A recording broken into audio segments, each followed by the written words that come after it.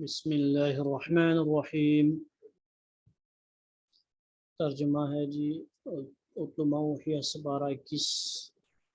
اور اس کا ایک رکوع تلاوت فرماتے ہیں انشاءاللہ اس کے بعد ترجمہ۔ اعوذ باللہ من الشیطان الرجیم، بسم اللہ الرحمن الرحیم۔ اتل ما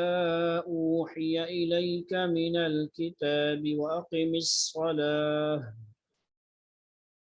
إن الصلاة تنهى عن الفحشاء والمنكر ولذكر الله أكبر والله يعلم ما تصنعون ولا تجادلوا أهل الكتاب إلا بالتي هي أحسن إلا الذين ظلموا منهم وقولوا آمنا بالذي أنزل إلينا وأنزل إليكم وإلهنا وإلهكم واحد ونحن له مسلمون وكذلك أنزلنا إليك الكتاب فالذين آتيناهم الكتاب يؤمنون به ومن هؤلاء من يؤمن به وما يجحد بآياتنا إلا الكافرون وما كنت تتلو من قبله من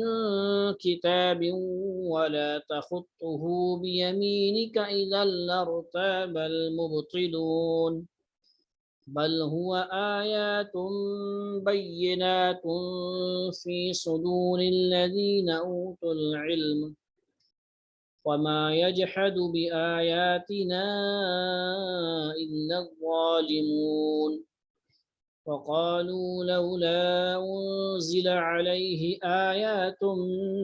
من ربه قل إنما الآيات عند الله وإنما أنا نذير مبين أولم يكفهم أنا أنزلنا عليك الكتاب يتلى عليهم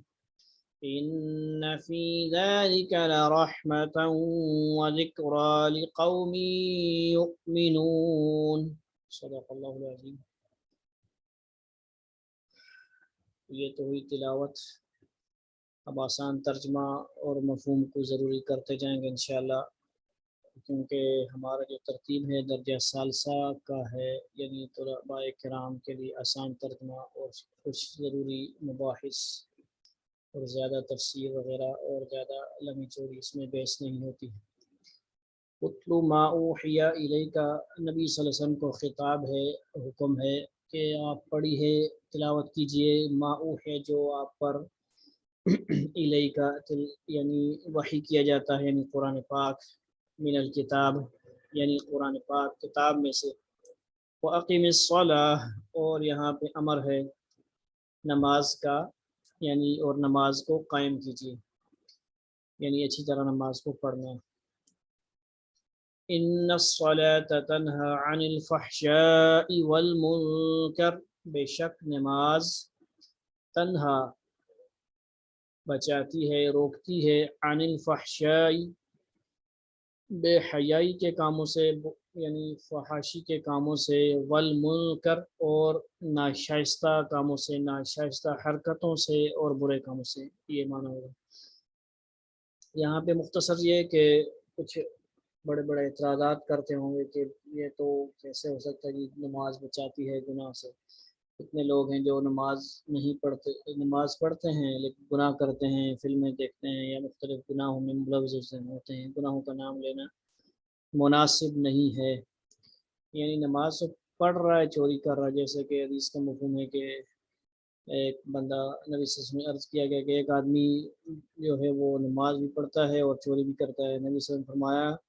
یعنی قریب اس کی نماز اس کو اس عمل سے روک دے گی، یعنی حقیقت نماز کی طرف اشارہ ہے کہ حقیقی نماز جب آدمی پڑھنا شروع کر دیتا ہے تو پھر اس گناہوں سے بچ جاتا ہے، اللہ کی طرف اس کی رجوع ہو جاتی ہے، اس کی توجہ اللہ کی طرف ہو جاتی ہے، اس سے اللہ سے اور نماز سے ایسا دل لگتا ہے، ایسی اس کا لگاؤ ہو جاتا ہے کہ بس اور کوئی چیز اس کو نہیں بھاتی، گناہوں سے اسے نفرت ہو جاتی ہے۔ کچھ فرماتے ہیں کہ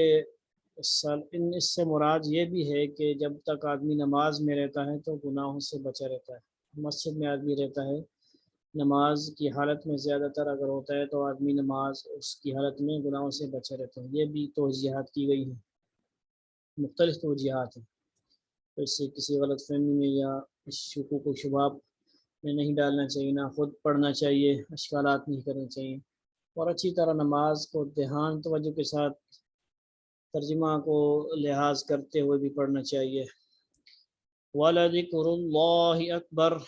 اور یہاں اللہ نے فرمایا کہ اللہ تعالیٰ کا ذکر، یعنی یہ نماز کے اندر جو اللہ کا ذکر کیا جاتا ہے وہ بہت بڑی عمدہ چیز ہے، بہت بہترین چیز ہے۔ واللہ یعلم، اور اللہ تعالیٰ جانتے ہیں جو تم کرتے ہو، یعنی جو تم عمل کرتے ہو،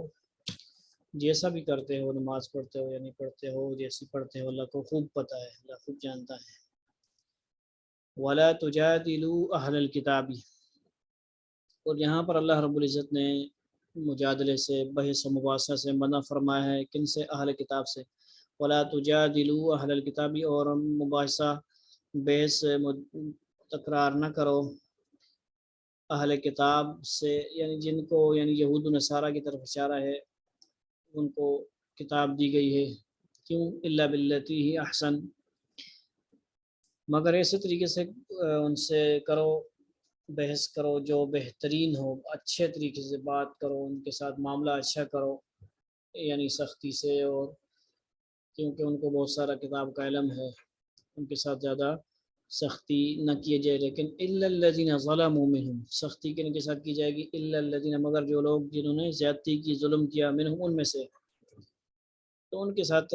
تو لحاظ نہیں کیا جائے گا، ان کے ساتھ سختی کی جائے گی،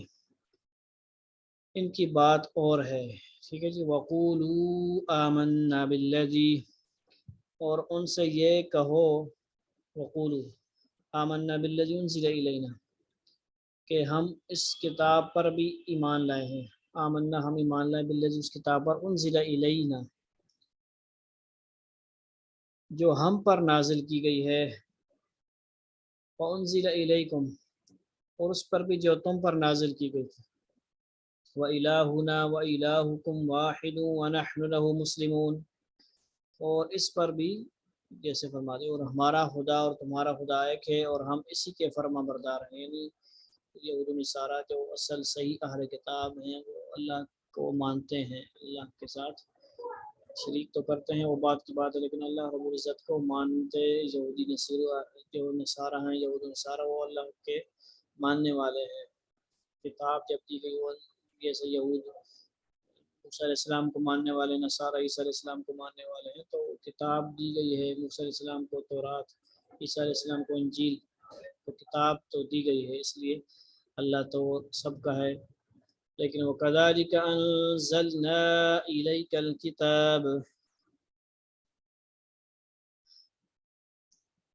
اور اے پیغمبر صلی اللہ علیہ وسلم، اسی طرح ہم نے تم پر کتاب نازل کی ہے، وَكَذَلِكَ، یعنی جس طرح ان پچھلے پیغمبروں پر نازل کی گئی، اسی طرح آپ پر نازل کی گئی ہے، فَالَّذِينَ آتَيْنَاهُمُ الْكِتَابَ يُؤْمِنُونَ بِهِ، اس لیے جن لوگوں کو ہم نے کتاب دی ہے وہ اس پر ایمان لاتے ہیں، یعنی اہل کتاب جو ہیں وہ اس کو صحیح، جو اس کے اندر پڑھا، انہوں نے صحیح مطالعہ کیا، اور ان کے اندر آپ صلی اللہ علیہ وسلم کی نشانیاں اور علامات پڑھی ساری، تو پھر وہ ایمان لائے بغیر نہیں رہتے، اگر وہ ان کے اندر حق کی تلاش ہو، حق کے متلاشی ہوں۔ وَمِنْ هَٰؤُلَاءِ مَن يُؤْمِنُ بِهِ، اور ان بت پرستوں میں سے بھی کچھ لوگ ہیں جو اس پر ایمان لا رہے ہیں، یعنی اہل کتاب کے علاوہ بھی اہل مکہ وغیرہ مشرکین ہیں، وہ بھی ایمان لاتے ہیں، یعنی حق بات ان کے پاس پہنچتی ہے تو ایمان لاتے ہیں۔ وَمَا يَجْحَدُ بِآيَاتِنَا إِلَّا الْكَافِرُونَ، اوپر کا مگر جو وما یجحدو، اور ہماری آیتوں کا انکار صرف وہی لوگ کرتے ہیں جو کافر ہیں، جو ہٹ درم ہیں، جاننے کے باوجود یا کفر کرتے ہیں، دنیاوی لالچ کے جو ہیں، لالچ رکھنے والے ہیں، وہ کافر نہیں جو ہیں ایمان لاتے۔ وما كنت تتلو من قبله من كتاب ولا تخطه، اور تم اس سے پہلے نہ کوئی کتاب پڑھتے تھے اور نہ کوئی کتاب اپنے ہاتھ سے لکھتے تھے، یعنی آپ صلی اللہ علیہ وسلم کی طرف اشارہ ہے، اور یہی بات پچھلی کتابوں میں بھی درج ہے، اس لیے یہ آپ صلی اللہ علیہ وسلم کو یہاں پر فرمایا گیا کہ آپ یعنی امی ان پڑھ ایسے تھے، دنیاوی طریقے سے سلیقے سے آپ نے تعلیم حاصل نہیں کی، جس طرح دنیا کے طالب علم یا اسکول کالج وغیرہ میں یا اس وقت کے جو تعلیم کے شعبے تھے اس طرح، کیونکہ براہ راست نبی جو ہے اللہ کا شاگرد ہوتا ہے، اللہ سے وہ تعلیم حاصل کرتا ہے، اس کا کوئی اور نہیں استاد ہوتا۔